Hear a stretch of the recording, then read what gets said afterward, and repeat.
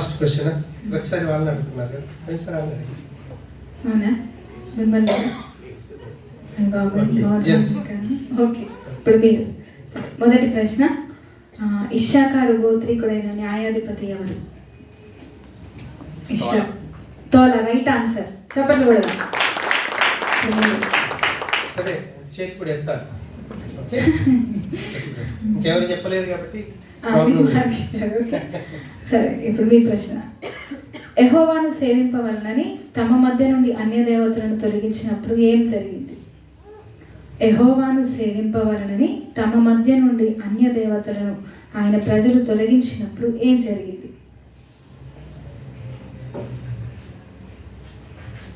మళ్ళీ చెప్తున్నాను, యెహోవాను సేవింపవలనని వారి మధ్య నుండి అన్య దేవతలను తొలగించినప్పుడు ఏం జరిగింది? బస్.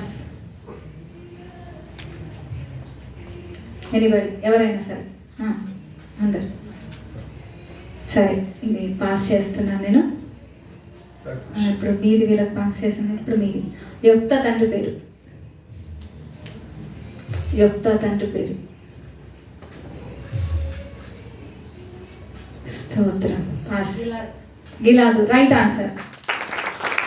ఇప్పుడు మళ్ళీ మీ ప్రశ్న, అమ్మోనీయుల రాజు ఇశ్రాయేలీల మీదికి ఎందుకు యుద్ధం చేయడానికి వచ్చాడు? అమ్మోనీయుల రాజు ఇశ్రాయేల్ మీదికి యుద్ధం చేయడానికి ఎందుకు వచ్చాడు? కారణం?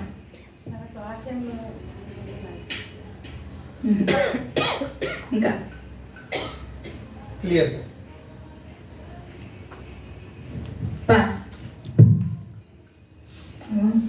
చాలా కఠినంగా ఉన్నాయా? పాపం వీరబాబు వెళ్ళిపోయాడు, చేదిచ్చేది. ఇంకెవరన్నా? ఎనీబడి? సరే, ఇది కూడా నేను పాస్ చేస్తున్నాను. ఇప్పుడు మిమ్మల్ని అడిగిన ప్రశ్న మీరు పాస్ చేశాను కదా. ఇప్పుడు మీ ప్రశ్న, యొఫ్తా తన కుమార్ అయితే కొంచెం ఈ ప్రశ్న మీరు అర్థం చేసుకొని సమాధానం చెప్పండి. బైబిల్లో నుండే అక్కడ ఖచ్చితంగా ఆన్సర్ ఉంటుంది. ఆ మాట చెప్తేనే నేను మార్క్ ఇస్తాను. ఓకే. యొఫ్తా తన కుమార్తెను బలిగా ఇచ్చాడా? ఇస్తే దాని కారణం చెప్పండి, ఇవ్వకపోతే దాని కారణం చెప్పండి. యొఫ్తా తన కుమార్తెను బలిగా ఇచ్చాడా?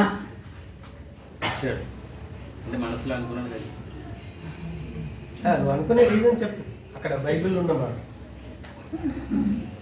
ఇంకా పాస్. అక్కడ ఫస్ట్ చేతి ఎవరు? జసింత. అమ్మ. దానికి వెళ్ళి ఎవరైతే మొదట వస్తారో ఎదురు వచ్చిన వాళ్ళని ఇస్తాను ఒప్పుకుంటారు కదా. 2 months తర్వాత అనుకున్నది చేసేస్తాను. ఇంటి దగ్గర నుంచి ఏదైతే ఎదురొస్తుందో అప్పుడు ఇస్తానని అనుకుంటాడు కానీ ఇవ్వడు. ఎందుకు ఇవ్వడు? ఇస్తే కారణం చెప్పారు వాళ్ళు. ఇవ్వలేడు అంటున్నావు, కారణం ఏంటి? అంటే తను కొండ మీదకి వెళ్ళి ప్రలాపిస్తానని చెప్పేసి 2 నెలలు గడువు అడుగుతుంది.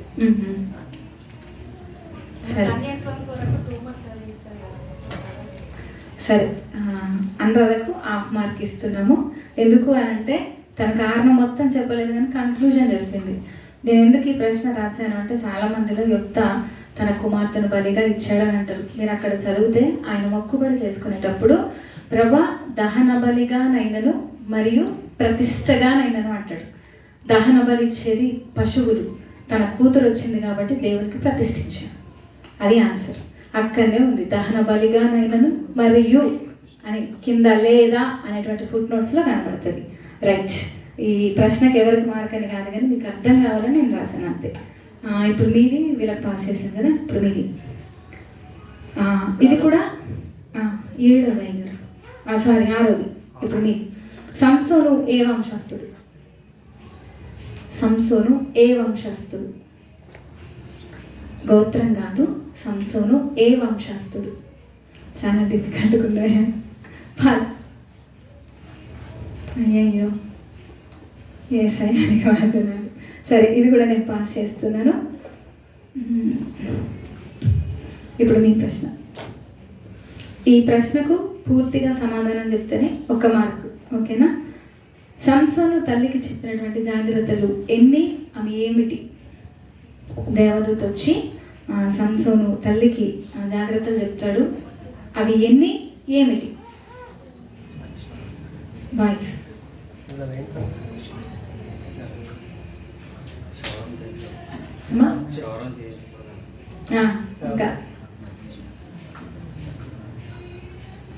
సరే పాస్. ద్రాక్షరసం ఎవరు చేతెత్తారా? జసింతా? ఓకే చేతెత్తు అమ్మా. మద్యములైన అపవిత్రమైన దేనిని ముట్టకూడదు. ఇంకా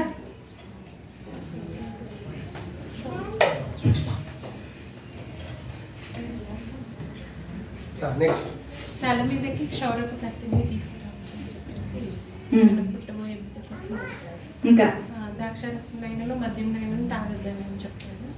అపవిత్రమైన వాటిని తినకూడదని. Right answer. ద్రాక్షరసం తాగొద్దు, అపవిత్రమైన తినొద్దు, మంగళ కత్తి రావద్దు. 3 చెప్పింది కాబట్టి అనురాధ రైట్ ఆన్సర్. చెప్పాలి కూడా. ఇప్పుడు ఎవరి ప్రశ్న? మీది కదా, మీది. దవడకొండ అనేటువంటి మాటకు పైన ఇచ్చినటువంటి రైట్ ఆన్సర్. చెప్పండి కూడా. ఇప్పుడు మీ ప్రశ్న. నీ బలం దేనిలో ఉన్నది అని దెలీలా అడిగినటువంటి ప్రశ్నకు రెండవసారి సంసోను ఏమని చెప్తాడు? నీ బలం దేనిలో ఉన్నదని అడిగినటువంటి సంసోనుకు దెలీలాకి ఏం ఆన్సర్ చేస్తాడు రెండోసారి?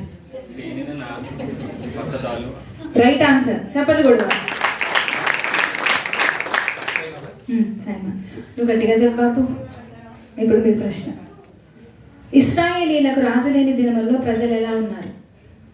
ఇశ్రాయేలీలకు రాజు లేని దినములలో ప్రజలు ఎలా ఉన్నారు?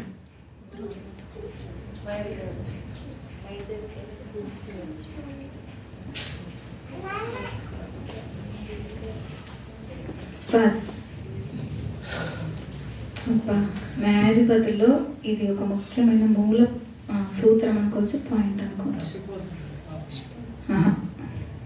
సరే, ఇది కూడా నేను పాస్ చేస్తున్నాను. నెక్స్ట్ ప్రశ్న మిమ్మల్ని అడిగింది, వీళ్ళకి పాస్ చేశాను కదా. ఇప్పుడు మీది. గురిగా నుంచబడిన తల వెంట్రుక మీదికి వడిసెల రాయి తప్పక విసరగల వారెవరు? గురిగా నుంచబడిన తల వెంట్రుక మీదికి వడిసెల రాయి తప్పగా విసరగలవారు ఎవరు? న్యాయాధిపతులు దాడన్నా. పాస్.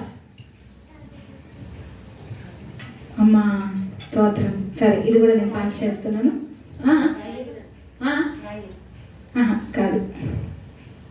సరే, ఇది కూడా నేను పాస్ చేస్తున్నాను. నెక్స్ట్ ప్రశ్న ఇప్పుడు మీదే కదా. ఇజ్రాయేలీల పక్షంలో యుద్ధమునకు రానివారు ఎవరు? ఇశ్రాయేలీల పక్షంలో యుద్ధమునకు రానివారు ఎవరు? పాస్.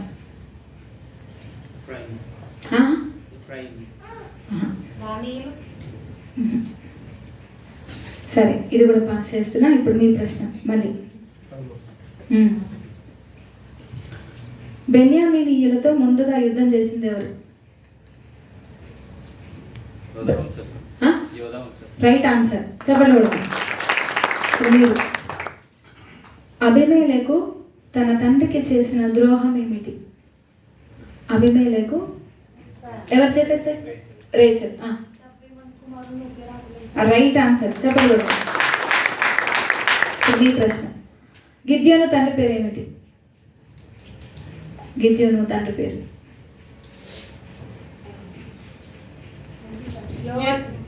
ఎవరు? జసింత. యోవాషు. Right answer. చేసేట్లా. సరే, మీ ప్రశ్న మళ్ళీ. గిద్యోను పనివాని పేరేమిటి? గిద్యోను యొక్క పనివాని పేరు. అయ్యో, ఎవరెత్తారు ఫస్ట్? జసింతేనా? పూరా. Right answer. నెక్స్ట్ ప్రశ్న. జసింత. ఇప్పుడు మీదే కదా. ఇప్పుడు మీది. ఆయనను ప్రేమించేవారు ఎలా ఉంటారు? Right answer. ఇప్పుడు మీ ప్రశ్న. పరాక్రమము గల, ఖచ్చితంగా వినండి, మొత్తం ఆన్సర్ చెప్తేనే 1 మార్క్, 1/2 మార్క్ లేదు ఇందులో. పరాక్రమము గల బలాఢ్యుడు అని పిలువబడింది ఎంతమంది? వారి పేర్లు. పరాక్రమము గల బలాఢ్యుడని ఎంతమందిని పిలిచారు? వారి పేరు యొఫ్తా గిద్యోను. Right answer. సిసేరా రథములు ఎన్ని? 9 చెప్పండి. ఎవరు? జసిందా? Okay, Jacinta. చెప్పండి కూడా. ఇప్పుడు మీ ప్రశ్న. యాయేలు భర్త పేరు హెబెరు. Right answer. మీ ప్రశ్న. యెహూదును రక్షకుడుగా ఉన్నప్పుడు మోయాబు రాజు ఎవరు? ఎగ్లోను. Right answer. ఇప్పుడు మీరు.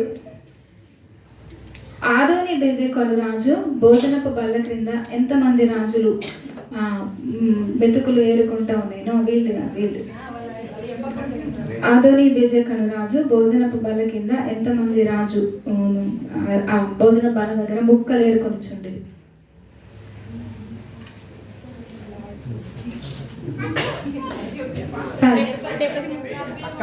రేచల్ ఎత్తిందా? 70 మంది. Right answer. అది మీరు వెనకాల చూస్తే మాకు చెప్తారు, ఎందుకంటే నేను చూడట్లేదు కాబట్టి. ఇప్పుడు మీకు పాస్ చేశానా? ఇప్పుడు మీ ప్రశ్న. అక్సాను ఎందుకు ఒత్నీయేలుకి ఇచ్చి పెళ్లి చేశాడు కాలేబు? Right answer. మీ ప్రశ్న. హెస్రోను ఎవరిని కన్నాడు? హెస్రోను ఎవరిని కన్నాడు?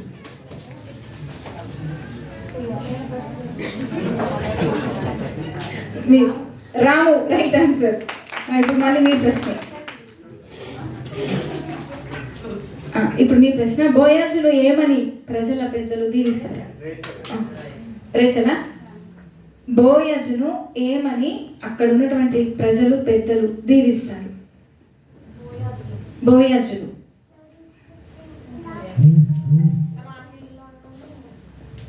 అది ఆమెకి, రూతుకి.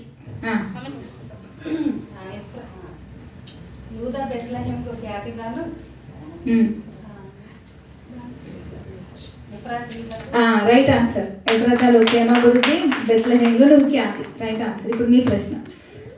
బోయాజు బెత్లెహేము నుండి వచ్చి, లాస్ట్ క్వశ్చన్. బోయాజు బెత్లెహేము నుండి వచ్చి యెహోవా మీకు తోడై ఉండునుగాక అని ఆ చేని వారితో అన్నప్పుడు వాళ్ళు ఏమన్నారు? బోయాజు బెత్లెహేము నుండి వచ్చి యెహోవా మీకు తోడై ఉండునుగాక అని అన్నప్పుడు ఆ చేని వారు ఏమన్నారు? పాస్. బోయాజు బెత్లెహేము నుండి వచ్చి యెహోవా మీకు తోడై ఉండునుగాక అని అంటే ఆ చేని వారు ఏమన్నారు? దేవుని చేత ఆశీర్వదించబడి